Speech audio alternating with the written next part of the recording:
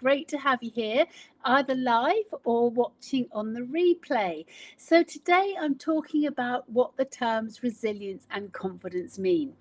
Now, resilience is a buzzword we hear all the time. Resilient leadership, resilience in anything in life. Are we resilient? Resilient financial situation, resilient income, all sorts of stuff. It's just a word that's bandied around. However, I'm going to give my view of what resilience really means, because it's how it shows up in reality that is relevant, not the word that we use. So the first thing I would say is that it's all about how we overcome adversity. Now, that I'm sure you know that definition.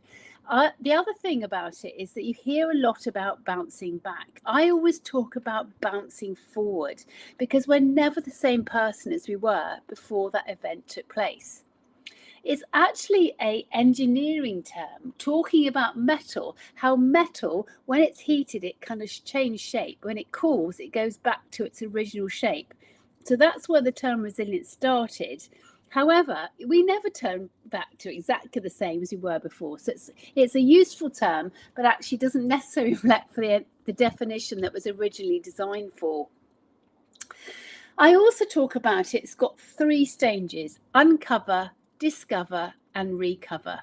Now, what I mean by that, when some event happens that tests our resilience, we uncover, we explore what's going on here. What do I need to do about it? And then we start discovering a bit more about what action we need to take, what we need to do about it, how we need to address it. And then we go through a recovery phase where we become that new norm after that event. Now, COVID was, of course, a massive thing for all of us that tested our resilience. And in that respect, uncovering was when it first happened. It was, oh my goodness, what's going on here? I feel I'm in a film set.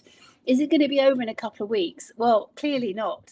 And so consequently, we started having a time where we started uncovering what was really happening. What was the impact of all this? What do we need to change?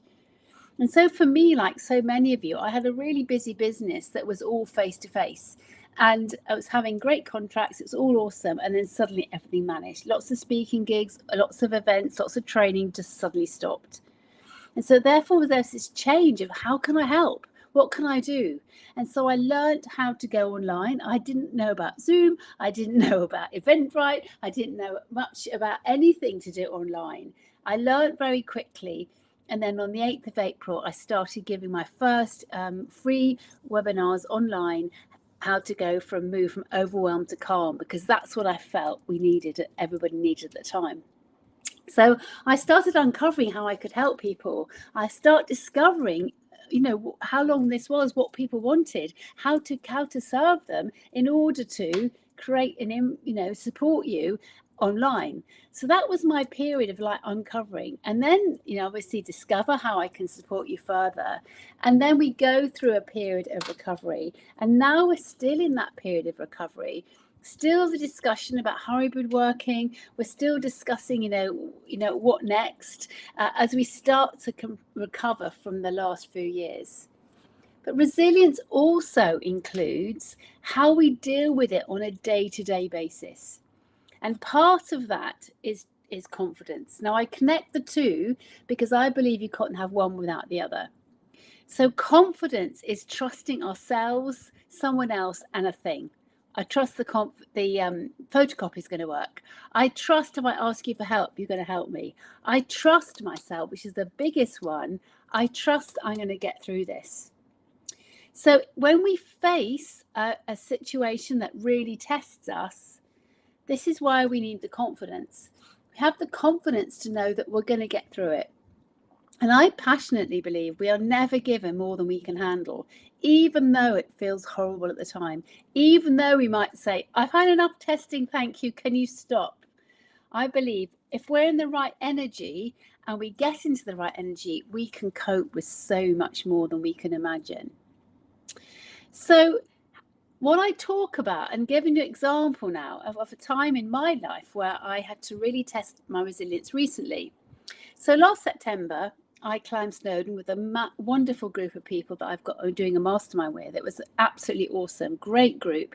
And the other point I'd bring out is that we need a cheerleader. And that was why this group was so amazing. So many cheerleaders supporting us as we were walking up there, supporting each other. Now, I've been to the Himalayas and I've been avalanches in the Himalayas and I've had all sorts of experiences.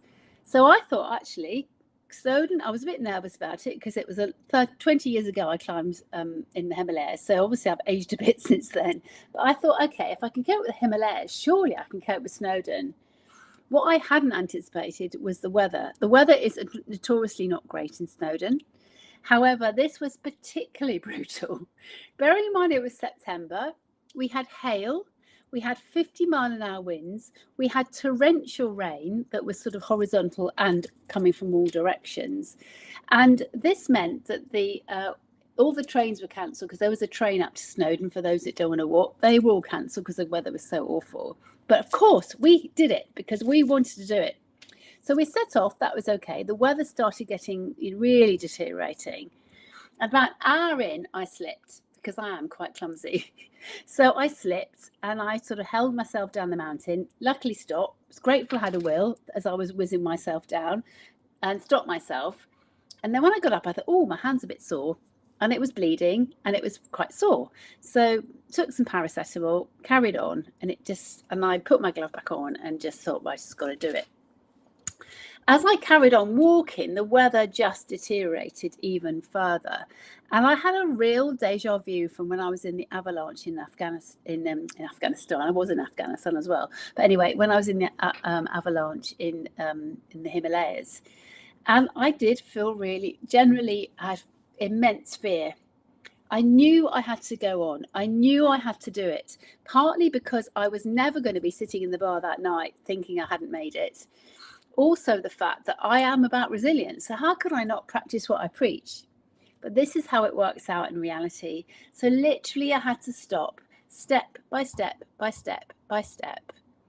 I went further and further and further until I got to the top. And at that point, I had to be by myself. I had the confidence to know that I had someone behind me and someone ahead of me. But whereas others were walking together, I just needed to focus on every single step one by one. And then got to the top and celebrated the top and then got back down again. And then when I took my gloves off, I thought, oh, no wonder my hand is a bit sore. And I found that I had a fracture.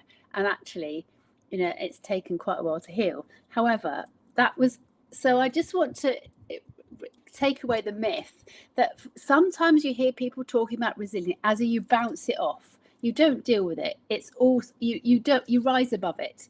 Yes, you do rise above the challenge in the fact you work your way through it. So there are times where you don't feel resilient, when in fact you're probably showing your greatest resilience, when you're having to dig deep, where you're having to rise above the challenge, you're having to keep going no matter what, even though you don't want to be doing it, and you do it anyway. That to me is resilience. And how confidence comes into this is that we trust ourselves that we're going to get through it. Now, there are moments on that mountain I didn't necessarily feel I trusted myself. I thought, what happens if I can't do this? But then I caught myself and I thought, well, what happens if I can? And that's where you change the narrative in your head. I thought, surely, if I've been up to 18,000 feet in the Himalayas, surely I can do Snowdon. So sometimes it's a question of going back to previous evidence that you find that demonstrates you've done something like that before. And if you cope with it then, you can cope with it now. So that's another point. This is where the confidence comes in. Trusting yourself that you can do it. So this is why to me, it's very related, confidence and resilience. I don't believe you can have one without the other. And as part of that is emotional intelligence, that we have that self-awareness. We know our capability. We also know that if you're, as a leader, you know the capability of those team around you. You know what support that you have, and actually having the confidence to ask for help.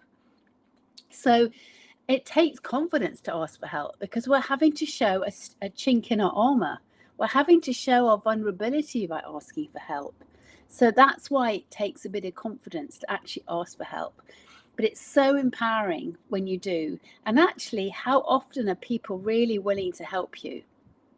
And it's all about decisiveness as well, making those decisions, being open to feedback, having clear communication so everyone around you knows what they've got to do and how they're going to overcome the situation, and being accountable. So once you're, I was accountable to myself in that situation. No one was forcing me up that mountain.